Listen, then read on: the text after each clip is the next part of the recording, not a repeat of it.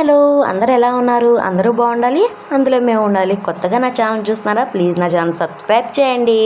అలాగే ఈరోజు నేను ఏం చేస్తున్నానో చూసేసేయండి. ఈరోజు అయితే నేనైతే పప్పుచారు అయితే చేయాలనుకుంటున్నాను. ఈ పప్పుచారు అయితే మా అమ్మమ్మ చాలా అంటే చాలా బాగా చేసిద్ది. నేనైతే ఒక కప్పుకి అయితే పప్పు తీసుకున్నాను. ఆ పప్పును అయితే చక్కగా కడిగి పక్కన పెట్టేసుకున్నాను. ఒక దాంట్లోకి అయితే ఒక నిమ్మకాయ అంతా సైజ్ చింతపండు అయితే తీసుకుని దాన్ని కూడా ఒక పక్కన నానబెట్టేసుకున్నాను. ఆ తర్వాత అయితే ఆనియన్స్ అయితే తోలుసి దానిలోకి అయితే అలానే వేసేసుకున్నాను. దాంట్లోకి 4 పచ్చిమిరకాయలు వేసుకున్నాను. కొంచెం అంతా నూనె పోసుకున్నాను. నూనె పోసుకోవటం వల్ల త్వరగా ఉడికిద్దని మా అమ్మమ్మ వాళ్ళు చెప్పేవాళ్ళు. అందుకే అయితే నూనె పోసుకున్నాను. ఇప్పుడైతే తిరగమూతకు కావాల్సినవి అయితే ఒక ప్లేట్లో పెట్టేసుకున్నాను. ఎందుకంటే తిరగమూత త్వరగా వేసేయాలి, లేకపోతే మాడిపోతే ఎందుకు నాకు నచ్చదు. అందుకే పక్కన పెట్టుకుంటాను. ఎప్పుడైనా నా తిరగమూత మాడిపోయేది అట్ట పక్కన పెట్టుకోకపోతే.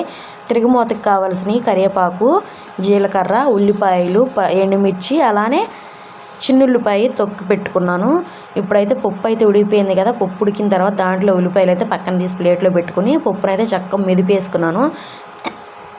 ఇందాక చెప్పా కదా, నేను చింతపండును అయితే నానేసాను. దాన్ని అయితే పులుపు అయితే తీసేసి ఈ పప్పు మెదిపిన పప్పుని దానిలో కలిపే ముందు మనం పప్పులో ఉప్పు కారం అయితే వేసుకోవాలి. వేసుకుని దీంట్లోకి అయితే కలుపుకోవాలి.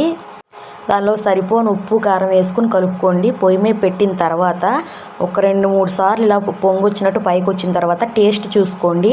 టేస్ట్ మీకు ఉప్పు సరిపోయింది అని అనిపించిన తర్వాత మీకు అయితే తిరగమూత పెట్టుకోండి. ఇక్కడ ఒక బాండీలో అయితే ఆయిల్ పోసుకున్నాను.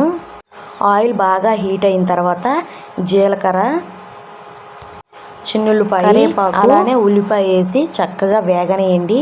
వేగిన తర్వాత అయితే పప్పుచారులోకి అయితే తాలింపు అయితే వేసేసేయండి. నిజంగా చెప్తున్నాను, టేస్ట్ అయితే చాలా అంటే చాలా బాగుండిద్ది.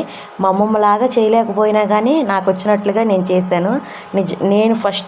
నేను నా చిన్నప్పుడు ఫస్ట్ చేసిన వంటకమే పప్పుచారు. దాని మీదే ప్రయోగం చేశాను.